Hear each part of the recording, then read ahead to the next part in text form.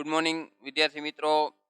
આપણે જેમ વાત કરી હતી કે ભારતમાં યુરોપિયન પ્રજાનું આગમન અને અલગ અલગ જગ્યાએ પોતાની વેપારી કોઠીઓ જે સ્થાપે છે. હવે આપણે ત્યારબાદ જોવાનું છે રાજકીય બાબતોમાં જે હસ્તક્ષેપ કરે છે. દાખલા તરીકે વિશ્વ ઇતિહાસની એવી ઘટનાઓ કે જ્યાંથી એ સત્તાનો પાયો જે છે એ નાખે છે. દાખલા તરીકે અંગ્રેજો જે છે એ ભારતમાં વેપારમાંથી એ સત્તા ઉપર આવવા માટેનો જે પ્રયત્ન છે એનો જે પાયો નાખે છે એના વિશેની વાત આપણા આ ટોપિકમાં પ્લાસીના યુદ્ધમાં અને બક્સરની લડાઈમાં કરવામાં આવી છે. જોઈએ પાઠ્યપુસ્તકના આધારે એ પ્લાસીનું યુદ્ધ એ સમયે બંગાળનો જે નવાબ છે સિરાજ ઉદ્દૌલા, એ સિરાજ ઉદ્દૌલા સાથે અંગ્રેજો જે રીતે વર્તન કરે છે કે જે રીતે વ્યવહાર કરે છે અને કેવી રીતે એ સિરાજ ઉદ્દૌલાને જ પોતાનો જ સેનાપતિ અને બંગાળના જ જે શેઠ અમીચંદ નામના વ્યક્તિ હોય છે એની મદદ લઈ અને સિરાજ ઉદ્દૌલાને યુદ્ધમાં હરાવે છે અને કેવી રીતે એ સત્તા સ્થાપવાના પ્રયત્ન કરે છે એના વિશે પણ જોઈએ પાઠ્યપુસ્તકના આધારે. પ્લાસીનું યુદ્ધ, વિદ્યાર્થી મિત્રો 8મા ધોરણમાં તમે પ્લાસીનું યુદ્ધ અને બક્સરના લડાઈ કે બક્સરના યુદ્ધ વિશે પણ માહિતી મેળવી જ ગયા છો. જોઈએ અત્યારે ફરીથી રિપીટ કરીએ. પ્લાસીનું યુદ્ધ. બંગાળમાં સિરાજ ઉદ્દૌલાનું શાસન હતું. તેના ઉતાવળિયા સ્વભાવને કારણે રાજ્યમાં તેના કેટલાક વિરોધીઓ હતા. એટલે કે બંગાળમાં શાસન કોનું હતું? સિરાજ ઉદ્દૌલાનું. એક બીજી બાબત વિદ્યાર્થી મિત્રો, આપણને બધાને ખબર છે કે અંગ્રેજો જે છે એ વેપાર કરવા માટે શરૂઆતમાં ગુજરાતમાં સુરતમાં એને પોતાની વેપારી કોઠી સ્થાપી. ધીમે ધીમે ઉત્તર અને પૂર્વ તરફ પણ આગળ વધતા ગયા અને એ સમયે એક આર્થિક રાજધાની કહીએ તો કલકત્તા એટલે કે બંગાળ. તો આજે બંગાળ છે ત્યાં ઈસવીસન 1651માં હુગલી નદીને કિનારે એને પોતાની પ્રથમ વેપારી કોઠી સ્થાપી હતી અને ત્યારબાદ એ ધીમે ધીમે વેપારની સાથે જે હસ્તક્ષેપ કરે છે, કેવા પ્રકારનો હસ્તક્ષેપ તો એ આપણે જોઈએ બોર્ડ પર. તો સિરાજ ઉદ્દૌલા નવાબ હતો એ સમયે. આ વાત છે ઈસવીસન 1757ની. પ્લાસીનું યુદ્ધ ક્યારે થયું તો કે 1757માં. હવે એ સમયનો નવાબ સિરાજ ઉદ્દૌલા પણ એનો સ્વભાવ છે એ થોડોક ઉતાવળિયો હતો, જેને કારણે રાજ્યમાં તેના કેટલાક વિરોધીઓ હતા. આ સમયમાં બ્રિટિશ ઈસ્ટ ઇન્ડિયા કંપનીએ નવાબની પરવાનગી લીધા વિના કલકત્તામાં રક્ષણના બહાના હેઠળ વેપારી કોઠીને ફરતે કિલ્લેબંધી કરી. જુઓ, નવાબ જે છે એનો થોડોક ઉતાવળિયો સ્વભાવ હતો, એને કારણે એના વિરોધીઓનું પ્રમાણ વધારે હતું અને આ જ પરિસ્થિતિમાં ઈસ્ટ ઇન્ડિયા કંપની જે છે એને એક એવો નિર્ણય લીધો કે નવાબની પરવાનગી ન લીધી અને એની જે વેપારી કોઠી છે એને કિલ્લેબંધી કરી. શું કર્યું? પોતાની જે વેપારી કોઠી છે એનું રક્ષણ કરવા માટે ત્યાં કિલ્લેબંધી કરી. હવે નવાબને આ વસ્તુ ગમી નહીં, સિરાજ ઉદ્દૌલાને. તો પરંતુ નવાબ સિરાજ ઉદ્દૌલાએ કિલ્લેબંધી તોડી પાડી, કારણ કે એને આ બાબત યોગ્ય લાગી નહીં. નવાબ એટલે કે સિરાજ ઉદ્દૌલા પહેલા જ અંગ્રેજોને ચેતવી ચૂક્યો હતો કે ભાઈ તમે વ્યવસ્થિત રીતે કર ભરી અને વેપાર કરો અને રાજ્યની બાબતમાં હસ્તક્ષેપ કે દખલગીરી ન કરો. પણ અંગ્રેજોએ પણ એને ધ્યાનમાં લીધું નહીં. એટલે અંતે નવાબ જે છે ને અંગ્રેજોની જે વેપારી કોઠીની જે કિલ્લેબંધી હતી એ તોડી પાડી. હવે શું થાય છે? આ સમાચાર મદ્રાસ એટલે કે ચેન્નઈ પહોંચતા કલકત્તાની કોઠીને સહાય કરવા રોબર્ટ ક્લાઇવની આગેવાની નીચે કંપનીનું એક નાનકડું સૈન્ય બંગાળ આવ્યું. હવે વાતની ખબર પડે છે રોબર્ટ ક્લાઇવને કે ભાઈ બંગાળમાં જે નવાબ છે એને અંગ્રેજોની જે વેપારી કોઠી છે એની જે કિલ્લેબંધી હતી તોડી પાડી છે. એટલે રોબર્ટ ક્લાઇવ નામનો વ્યક્તિ જે છે એક નાનકડું સૈન્ય લઈ અને બંગાળ આવે છે. હવે શું થાય છે તો કે ઈસ્ટ ઇન્ડિયા કંપનીનું સૈન્ય શક્તિશાળી હોવા છતાં નવાબના સૈન્યને પરાજય આપવાનું સરળ ન લાગતા રોબર્ટ ક્લાઇવે દગાખોરીનો આશરો લીધો. આમ તો ભારતના ઇતિહાસમાં ઘણી બધી ઇતિહાસની એવી સ્થિતિ કે જ્યાં ક્યાંક ને ક્યાંક વિશ્વાસઘાત જોવા મળે છે. અહીંયા પણ રોબર્ટ ક્લાઇવને એવું લાગ્યું કે ભાઈ આપણે સિરાજ ઉદ્દૌલાને સરળતાથી હરાવી શકશું નહીં, એટલે એને દગાખોરીનો આશરો લીધો. વિશ્વાસઘાત કરવા માટેનો વિચાર એને આવ્યો અને એ કેવી રીતે એ દગાખોરીનો આશરો લે છે એ પણ જોઈએ. નવાબને પરાજય આપવા ષડયંત્ર ઘડી કાઢવામાં આવ્યું, જેને અંગ્રેજો પોતાની ભાષામાં યોજના કહેતા, જેમાં સેનાપતિ મીર જાફર અને શેઠ અમીચંદને કાવતરામાં સામેલ કર્યા અને કંપનીને નવાબ કનડગત કરે છે એવા બહાના નીચે પ્લાસી નામના ગામ પાસેના મેદાનમાં યુદ્ધ જાહેર કર્યું.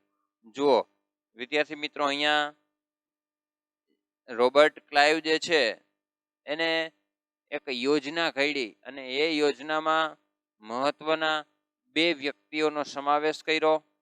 એમાં એક હતા મીર જાફર, જે બંગાળના સૈન્યના સેનાપતિ હતા, તો બીજા હતા એ બંગાળના શેઠ અમીચંદ, જે સિરાજ ઉદ્દૌલાના વિરોધી હતા.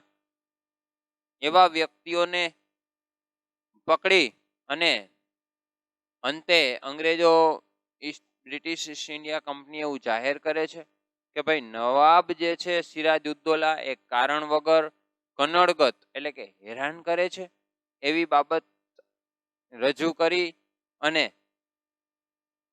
સિરાજ ઉદ્દૌલા સાથે યુદ્ધ જાહેર કર્યું. એટલે કે બંગાળના નવાબ સામે પોતે યુદ્ધ જાહેર કર્યું. પોતાની પાસે સૈન્ય તો હતું, સાથે સાથે સિરાજ ઉદ્દૌલાના જે સેનાપતિ છે મીર જાફર અને શેઠ અમીચંદનો સાથ પણ હતો. હવે જોઈએ શું પરિસ્થિતિ બને છે.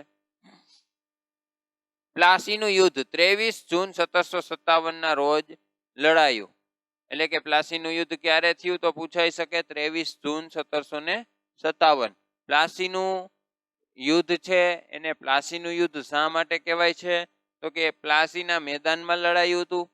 હવે એ જે મુર્શિદાબાદ છે પશ્ચિમ બંગાળ, ત્યાંથી આશરે 38 કિલોમીટરના અંતરે આવેલું છે. એટલે કે પશ્ચિમ બંગાળથી 38 કિલોમીટર દૂર પ્લાસીનું મેદાન આવેલું છે. એટલે અહીંયા આ યુદ્ધ થયું હતું. કોની કોની વચ્ચે તો કે સિરાજ ઉદ્દૌલા અને East India company, British East India company વચ્ચે થયું હતું. એટલે એને પ્લાસીનું યુદ્ધ કહેવાય છે. અને એમાં શું ઘટના બને છે, એનું પરિણામ શું આવે છે એના વિશે પણ જોઈએ. પૂર્વ યોજના અનુસાર મીર જાફર યુદ્ધમાં નિષ્ફળ રહ્યો. રોબર્ટ ક્લાઇવે અગાઉથી જ યોજના બનાવી લીધી હતી, એટલે મીર જાફર છે એ યુદ્ધમાં નિષ્ફળ રહ્યો. સિરાજ ઉદ્દૌલા હારી ગયો. હવે મીર જાફર છે એ નિષ્ફળ રહ્યો એટલે ટૂંકમાં કહેવાય છે કે એ સમયગાળા દરમિયાન પણ મીર જાફર જે છે એ પોતાનું સૈન્ય લઈ અને અંગ્રેજો તરફ જતો રહ્યો હતો. એટલે સિરાજ ઉદ્દૌલાની જે અડધી શક્તિ છે એ ડિવાઈડ થઈ ગઈ હતી, વિભાજિત થઈ ગઈ હતી. તો આવી પરિસ્થિતિમાં અંતે સિરાજ ઉદ્દૌલા છે એ હારી ગયો. ક્લાઇવના કાવતરાથી પ્લાસીનું યુદ્ધ માત્ર અડધા જ દિવસમાં પૂરું થયું. જે યુદ્ધ લાંબો સમય ચાલનારું હતું અને અંગ્રેજોની હાર નિશ્ચિત જણાતી હતી, એ યુદ્ધ રોબર્ટ ક્લાઇવે જે કાવતરું જે યોજના ઘડી એને કારણે અડધા જ દિવસમાં પૂર્ણ થયું. આ યુદ્ધથી ઈસ્ટ ઇન્ડિયા કંપનીને 24 પરગણાની જાગીર મળી. મીર જાફરને બંગાળનો નવાબ બનાવવામાં આવ્યો. આમ પ્લાસીના યુદ્ધ દ્વારા ભારતમાં કંપની સત્તાનો પાયો નખાયો. આ યુદ્ધને અંતે પરિણામ આવ્યું સિરાજ ઉદ્દૌલાની હાર થઈ, અંગ્રેજોની જીત થઈ. હવે અંગ્રેજોની જીત થવાને કારણે નવાબ તરીકે બેસાડવામાં આવે છે જે સેનાપતિ હતો મીર જાફર, એટલે કે એને નવાબ પદ આપવામાં આવ્યું. જેવું નવાબ પદ પ્રાપ્ત થયું એટલે મીર જાફરે એ સમયે અંગ્રેજોને ભેટ સ્વરૂપે 24 પરગણા ની જે જાગીર છે, મિલકત છે, હવે પરગણા એટલે ટૂંકમાં કહીએ તો આપણે નાના નાના ગામડાઓ, તો એવા જે નાના નાના ગામડાઓ જે છે એ સમયે પરગણા શબ્દ ઉપયોગ થતો, બરોબર. પરુ છે, પરગણા છે, આવા અલગ અલગ શબ્દોનો ઉપયોગ થતો.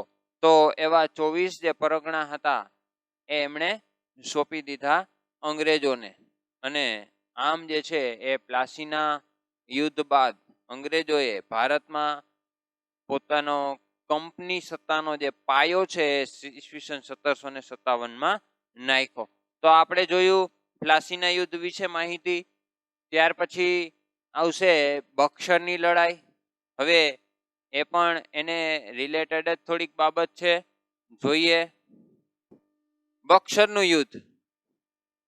અંગ્રેજોએ મીર જાફરને બંગાળનો નવાબ બનાવી તેની પાસેથી જુદા જુદા બહાના નીચે પુષ્કળ ધન મેળવ્યું અને વધુ અધિકારો મેળવવાની લાલચમાં ઈસ્ટ ઇન્ડિયા કંપનીએ મીર જાફરને ખસેડી અને મીર કાસિમને બંગાળનો નવાબ બનાવ્યો. જુઓ, અંગ્રેજોને વધુ ધન પ્રાપ્ત કરવું હતું, વધુ લાભ પ્રાપ્ત કરવા હતા, તો એમણે શું કર્યું? પેલા તો મીર જાફરને સત્તા ઉપર લાવ્યા, બંગાળનો નવાબ બનાવ્યો અને એની પાસેથી પુષ્કળ ધન મેળવ્યું. પણ હજી વધુ ધન મેળવવાની લાલચ હતી, એટલે કે અમુક બાબતોમાં મીર જાફર છે એનો વિરોધ કરતો હતો અંગ્રેજોનો, જે અંગ્રેજોને સારું લાગતું નહોતું. હવે અંગ્રેજો શું કરે છે તો કે મીર જાફરને ખસેડી અને એની જગ્યાએ સત્તા ઉપર કોને લાવ્યા? મીર કાસિમને. હવે મીર કાસિમ એ કોણ છે? આપણે સહજ રીતે એક પ્રશ્ન થાય કે ભાઈ મીર જાફરને એમ કઈ સત્તા ઉપરથી હટાવે તો મીર જાફર થોડો કઈ હટી જાય. પણ એક બીજી બાબત એ હતી કે મીર કાસિમ છે એ મીર જાફરનો જમાઈ હતો, એટલે મીર જાફરે કઈ ખાસ વધુ વિરોધ પણ નોંધાવ્યો નહીં અને સત્તા ઉપર આવે છે મીર કાસિમ. પણ ઘટના એવી બને છે કે અંગ્રેજોને જે અપેક્ષા હતી મીર કાસિમ પાસેથી એ પણ એની પૂર્ણ થઈ નહીં અને અંતે એ મીર કાસિમને પણ સત્તા ઉપરથી હટાવવા પ્રયત્ન કરે છે અને મીર કાસિમ જે છે અંગ્રેજો સામે યુદ્ધ કરે છે અને એ યુદ્ધ કે એ જે લડાઈ છે એને બક્સરની લડાઈ તરીકે ઓળખવામાં આવે છે. જોઈએ એના વિશે પણ. કંપની માટે મીર કાસિમ તો મીર જાફર કરતા પણ વધુ મહત્વકાંક્ષી સાબિત થયો. તેથી મીર કાસિમનો કંપનીને ડર લાગ્યો. તેથી મીર કાસિમને ઉથલાવી ફરીથી મીર જાફરને નવાબ બનાવ્યો. એટલે કે પેલા મીર જાફર હતો એની જગ્યાએ મીર કાસિમને બેસાડ્યો, પણ મીર કાસિમ પણ યોગ્ય ન લાગતા ફરી પાછો મીર જાફરને નવાબ બનાવ્યો. મીર કાસિમ અવધના નવાબના શરણે ગયો. આ સમયે અવધના મુગલ બાદશાહ શાહ આલમ આવ્યો હતો. આથી ત્રણેય સંયુક્ત રીતે કંપનીનો સામનો કરવાનો નિર્ણય કરી અને કંપની સામે યુદ્ધ જાહેર કર્યું. બક્સર મુકામે સંયુક્ત સેના એટલે કે અવધના નવાબ, શાહ આલમ અને મીર કાસિમ એ ત્રણેયની સંયુક્ત સેના સામે ઈસ્ટ ઇન્ડિયા કંપનીએ યુદ્ધ કર્યું. ત્યારે 22 ઓક્ટોબર 1764 બક્સરનું યુદ્ધ કે લડાઈ, જેમાં સંયુક્ત સેનાનો પરાજય થતા કંપનીને બંગાળ, બિહાર અને ઓરિસ્સાની દીવાની સત્તા પ્રાપ્ત થઈ. તો વિદ્યાર્થી મિત્રો, અહીંયા સત્તાનો પાયો પણ નખાય છે અને અલગ અલગ પ્રકારની સત્તાઓ પ્રાપ્ત પણ થાય છે.